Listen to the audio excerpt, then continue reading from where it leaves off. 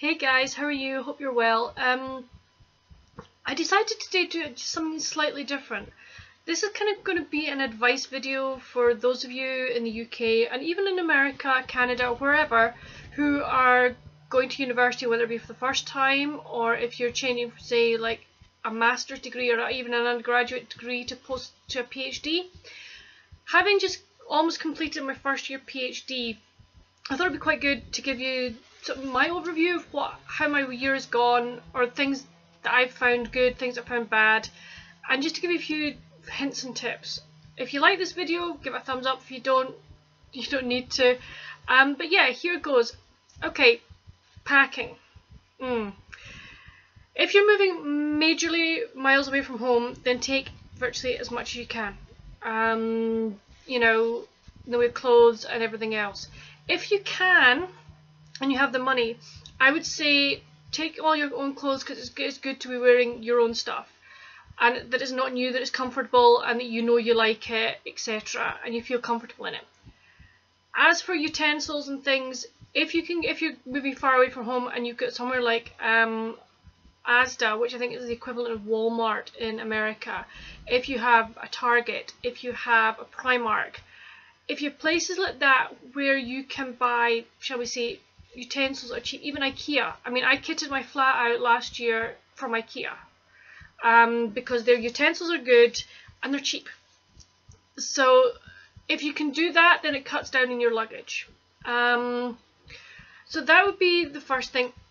I would also watch some of the sort of college move-in vlogs from YouTube. Some of them are really good and they give you some good hacks. Like, I didn't realise that you put all your clothes in their hangers and whack bin bags over the top of them. I mean, that is brilliant. That's a brilliant idea, and it saves up having to take a humongous suitcase or bags. If you're moving somewhere that's closer to home, you don't have to take as much, because if you want to, you can come back and forward. I ended up coming back virtually every weekend. Actually, I did come back every weekend, and the reason for that was that I unfortunately was in an undergrad building. It was one of the few rooms that was available left to me, and as a postgrad they bunged me in there. Oh my goodness. That was the downside of living on campus. I am not joking. Like 2 o'clock in the morning and folk are shouting, they're banging doors and stuff like that. So if you're an undergrad, and I would say to you, please have consideration for those round about you. Don't bang doors, don't shout. You know, I don't mind them doing that until maybe sort of 11 o'clock at night, midnight max, but after that, I'm sorry, no, don't do that, and put all your music, etc. off. You know, so as an undergrad, be considerate of those who are around about you, whether they be undergrads, postgrads, whatever. You know, I know in Britain that they try to make sure that they have first years, freshers, all in buildings themselves, and then other undergrads elsewhere. So that's quite good. Hazelnut Mocha, sorry. So yes, I would say just have some consideration.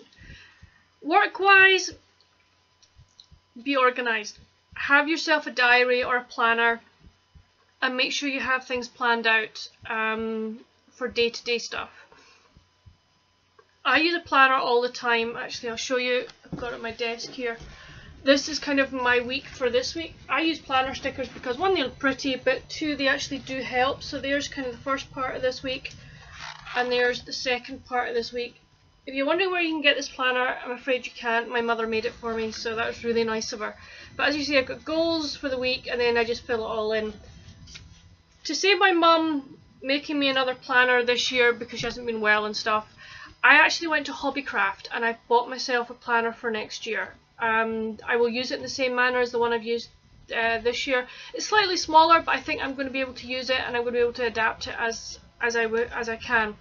I know that in America there are loads and loads of planners. You've got Lily Pulitzer, you get a Happy Planner, you've got loads and loads. In Britain, go to Hobbycraft. They have some nice planners. Also, check out Pinterest. They have free printable planners. So just make sure you're organised. Use a planner, use a diary, whatever, but make sure you are organised, because the more organised you are, the easier it's going to be for you. All you need to do is take 5 minutes every night to plan your following day. Lectures, make sure you go. Simple as. If you don't feel like it, or if you're, make yourself go. If you're ill, that's a different story, but don't skip lectures. Not a good thing. It's not polite to your lecturers, you know, and you actually will fall behind, so make sure you do that. If you're a PhD student, you're going to find you don't have any lectures, so you're left basically on your own to work, but you will have meetings with your supervisor either every week, every fortnight, whatever seems to be appropriate. I would grab yourself a copy of How to Research and Write a Successful PhD by Kathleen McMillan and Jonathan Wires. I got this from a friend and I didn't read it to begin with, which was maybe a mistake. I'm now beginning to read it and I have to say it's very, very good, very helpful, got some great advice in it. For undergrads, you'll probably be given a personal tutor. Make sure you go and speak to them. If you're having problems especially, make sure you go and speak to them and say, look, I'm struggling, I need help with. Even go to your lecturers and say, look, I'm struggling, I need help with. They're there to help you. There also should be student support services. They will also help. So yeah, make sure you know about all of these things. It should be on your at Stirling we have a portal. All the information is on there. It will be on whatever your university uses. It will be on there as well. Make sure you know about it. Make sure you know where to go. Staying in halls. If you're in an apartment block, I would say that make sure you make friends, or try and make friends with all the folk in your apartment.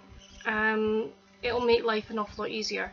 One piece of advice I heard from a YouTuber that I follow is leave your bedroom door open, at least for the first couple of weeks, because then it means that folk know you're receptive to them walking in and out and going, hi, how are you, how's your day been, etc.